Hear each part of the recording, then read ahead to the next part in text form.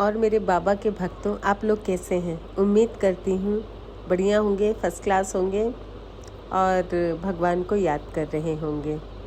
जैसे कि कल का वीडियो जो मैंने डाला था वो बहुत क्या ही बोलूँ मैं, मतलब इस तरह के वो पल थे, इस तरह के वो क्षण थे कि मुझे लगता है जिसने भी देखा होगा, मैं अहमदाबाद वाली फ़्लाइट की बात कर रही हूँ, वो सिहर नहीं गया होगा। ऐसा कौन होगा जिसकी आंखों से आंसू नहीं आ गए होंगे। और आज ही मैं ऐसे ही इंस्टाग्राम स्क्रॉल कर रही थी तो फिर वो फैमिली जिसके 2 ट्विंस बॉयज़ और एक प्यारी सी बच्ची थी, आज उनका वीडियो देख रही थी जो फ़्लाइट में बैठने से जस्ट पहले का उन्होंने डाला था। सब कितने खुश लग रहे थे, मतलब ऐसा तो किसी ने उम्मीद ही नहीं की होगी कि अगले क्षण क्या होने वाला है, किसी को पता ही नहीं था। और उन मासूमों का क्या दोष था।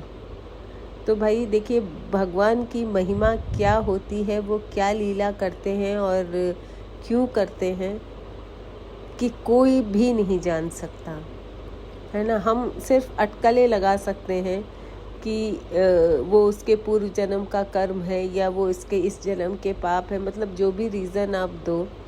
लेकिन हमारा जो लेवल है, हमारा जो दिमाग है, वो उन तक नहीं पहुंच सकता। उनकी सोच कहाँ से शुरू होती है, वो कहाँ पे ख़त्म होती है, हम समझ ही नहीं पाते कि क्या खेल चल रहा है।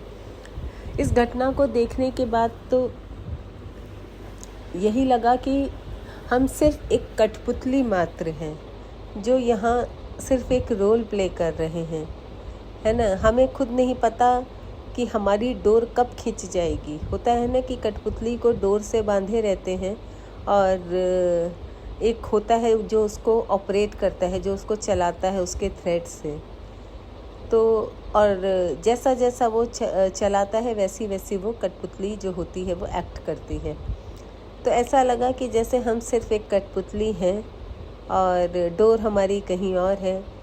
किस पल क्या करना है, हमको कैसे चलाना है, ये सब वो देख रहा है, वो हमारी डोर को खींच रहा है और हम उस हिसाब से चले जा रहे हैं। वो डोर कब कट जाए हमें नहीं पता, अगले क्षण क्या होने वाला है हमें नहीं पता, है ना। और हम आपस में ही लड़ते झगड़ते रहते हैं और कब लीला जीवन की, किसी की भी, आपकी मेरी, मतलब किसी की भी, क्या अगली उसमें क्या लिखा है। अब आज ही देखिए क्या हुआ, वो अगर किसी ने न्यूज़ देखी हो तो शायद पुणे में वो पुल टूटा जिसमें लोग तो घूमने गए थे, सैर करने गए थे और पुल टूट गया, कितने लोग बह गए। अब किसी ने ये सोचा था? हम लोग भी, सब लोग कितनी जगह घूमने जाते हैं, कब किसके साथ क्या हो जाए। और ये तो छोड़िए, घूमने जाने की तो छोड़िए, जो बेचारे घर में थे, जिस मतलब जो हॉस्टल में थे, जो खाना खा रहे थे, वो भी नहीं बच पाए। वो तो छत के नीचे थे। कहते हैं ना कि घर बहुत सुरक्षित होता है, तो उसकी महिमा के आगे किसी की नहीं चलती। आप चाहे घर पे हो, चाहे आप कहीं भी छुप कर के बैठे हो, चाहे होता है ना कि जैसे 100 तालों के अंदर आप छुप कर के भी बैठे हो, लेकिन वो आपको ढूंढ ही लेगा, आप कहीं छुप सकते ही नहीं हैं। और कहते हैं ना कि जब मौत आनी होती है तो झुंड एक साथ इकट्ठा हो जाता है। और ऐसे ही कितने, देखिए, जिनकी नहीं आनी थी, है ना, जिनको भगवान को बचाना था, एक शख्स कैसे बचा, क्या हुआ पता नहीं। लोग बहुत अटकलें लगा रहे हैं कि वही कल्प्रिट है, कैसे वो कूद गया। लेकिन देखिए, भगवान को जिसको बचाना होता है ना, वो बचा लेता है। एक लेडी थी, वो 10 मिनट ट्रैफिक में लेट हो गई। वो शायद कहते हैं ना कि 1-1.5 घंटे पहले हम लोग जैसे जाते हैं तो हम लोग काफ़ी पहले पहुंच जाते हैं, तो वो शायद 10-15 मिनट लेट हो गई। उन्होंने बहुत रिक्वेस्ट की कि प्लीज़ गेट खोल दो, मुझे जाने दो, लेकिन एयर इंडिया वालों ने उन्हें जाने नहीं दिया। क्यों? क्योंकि उनकी मौत नहीं लिखी थी। भगवान को उनको किसी भी कीमत पर बचाना था, तो वो कोई ना कोई बहाना करके उसको बचा लिया, है ना। और एक आदमी को तो, वही जो शख्स बचा, उसको तो मौत के मुंह से खींच लाए। तो भाई उनकी महिमा अपरंपार है। हम लोग तो बिल्कुल, अब तो बिल्कुल नतमस्तक हैं कि हमें खुद नहीं पता कि हमारे साथ क्या होना है ना। बस ये होना चाहिए कि हर सांस में, हर क्षण में बस हम उनका नाम लेते रहें और कंटिन्यूअस उनका ध्यान करते रहें, क्योंकि जब भी जो भी हो हमारे साथ, जो भी लिखा हो, जो भी हमारी आखिरी सांसें जब भी हो, 100 साल में हो, 120 साल में हो, अगले क्षण हो, तो कम से कम उनका नाम तो हमारी ज़ुबान पर रहे, है ना। और अगर आपका नाम ज़ुबान पर है उनके, तो आप सारे पापों से तर जाएंगे, है ना। और आज ही मैं सुन रही थी कि ये जो विधि विधान होते हैं ना, उनका भी बड़ा महत्व होता है। कहते हैं ना कि कई लोगों को पितृदोष है उनके उसमें, और पितृदोष जिसको होता है ना, वो कभी सक्सेसफुल नहीं हो सकता। और पितृदोष भी क्यों होता है कि जैसे अगर किसी के पिताजी गुजर गए हैं और उन्होंने उनका ठीक से क्रियाकर्म नहीं किया, और आप जो क्रियाकर्म करते हो उनके लिए, आप जो कुछ भी करते हो वो सीधे, कहते हैं वो चाहे जिस भी योनि में जन्म लें, वो तो शायद आपके साथ ना रहे, लेकिन आपका किया गया क्रियाकर्म उन तक ज़रूर पहुंचता है, और वो किसी भी योनि में जन्म लें वो ज़रूर फले फूलेंगे। तो इसीलिए हमारे यहाँ कहा जाता है कि 13 दिन के अंदर जो भी प्रक्रिया होती है वो ज़रूर करना चाहिए, क्योंकि वो सीधे आपके पितरों तक पहुँचती है, वो चाहे किसी भी योनि में हो।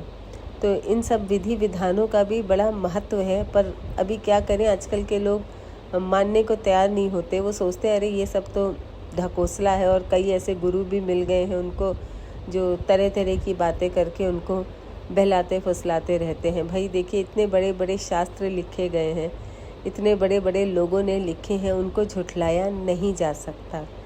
तो ये सब ज़रूर करना चाहिए, और ये सब बहुत ज़रूरी है। आपको दोष लगेगा अगर आपने उनका संस्कार नहीं किया, या किसी भी योनि में जन्म लेके अगर वो दुखी हैं तो उसका श्राप आपको भी लगेगा। तो इसीलिए कहा जाता है कि आपकी भी सेटिस्फैक्शन रहती है कि आपने किया, और उनको तो जो फल मिलता है वो मिलता ही है।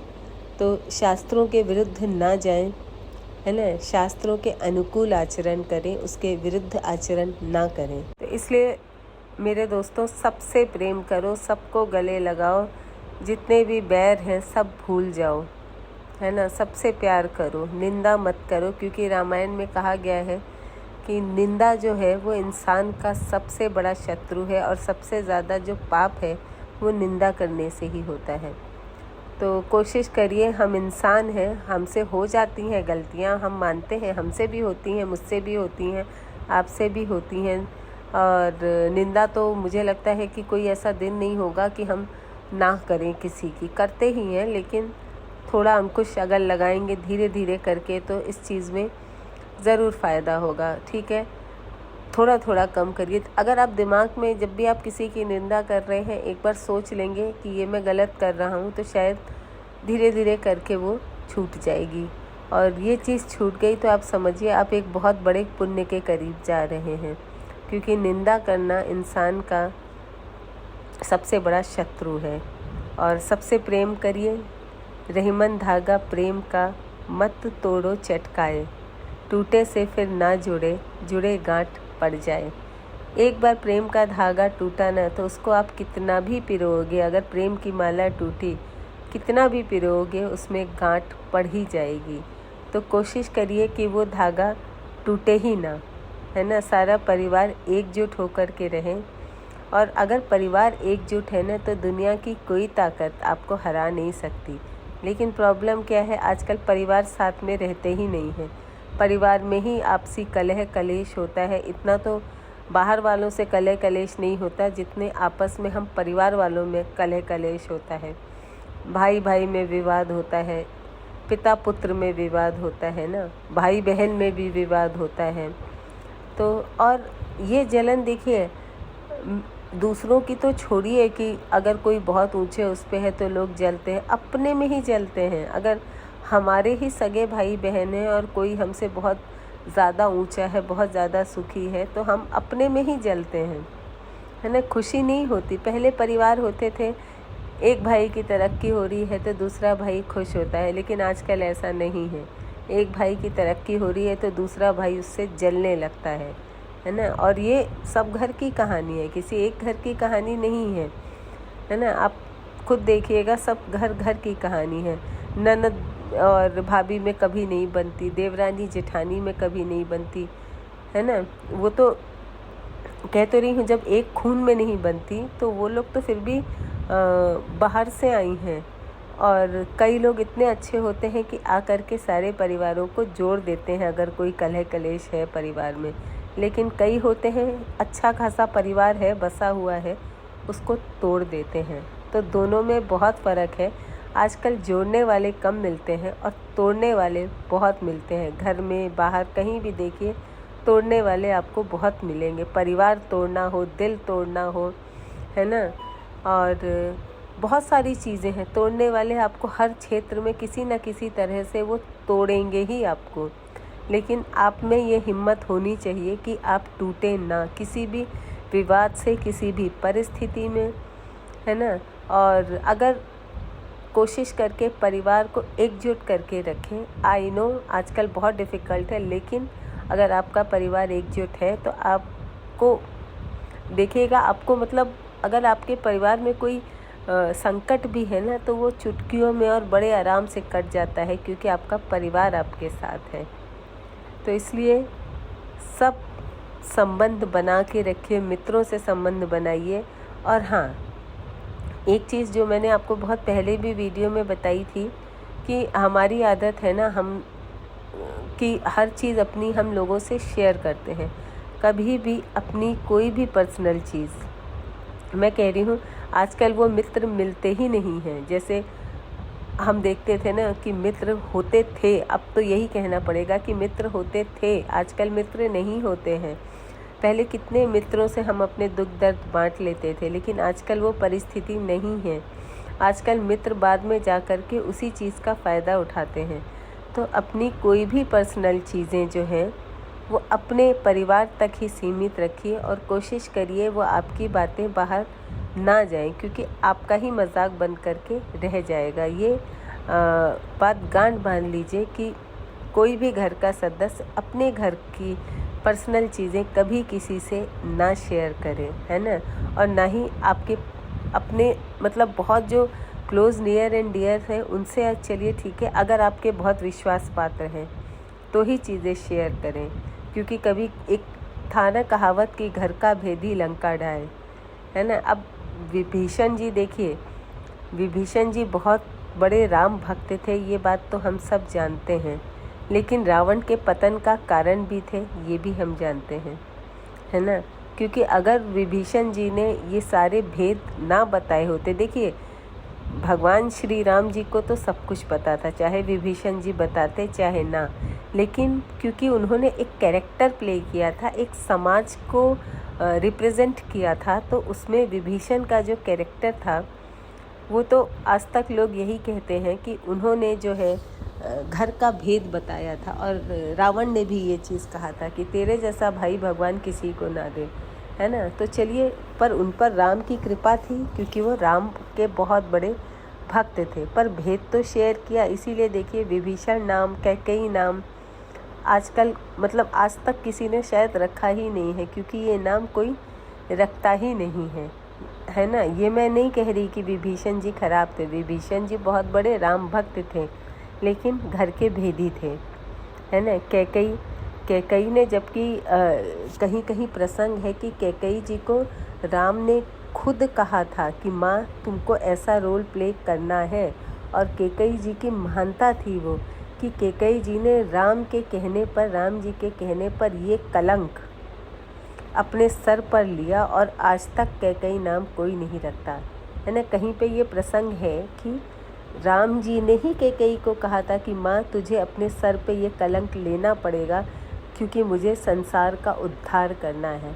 तो कैकेयी माँ ने राम जी के कहने पे ये कलंक अपने सर पर लिया, है ना। लेकिन आज तक कैकेयी नाम कोई नहीं रखता, है ना।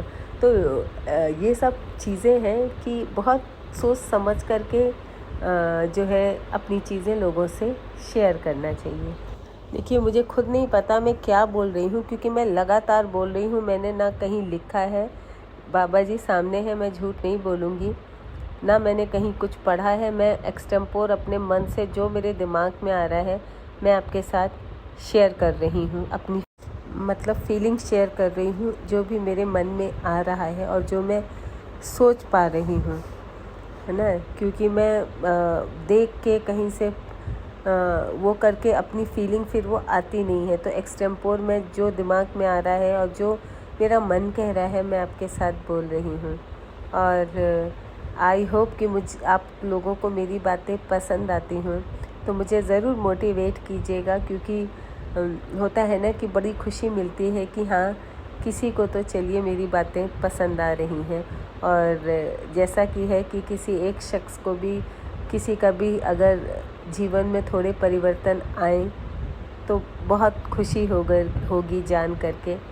और यूं ही कोई किसी के जीवन में नहीं आता है ना। तो हो सकता है भगवान की मेरे ऊपर कृपा है कि आप जैसे मेरे सब्सक्राइबर बने और मैं आप तक अपनी बातें पहुंचा रही हूं। आई होप मेरी बातें अच्छी लगी हों, तो एक प्यारा सा कमेंट ज़रूर करिएगा। जय श्री राम।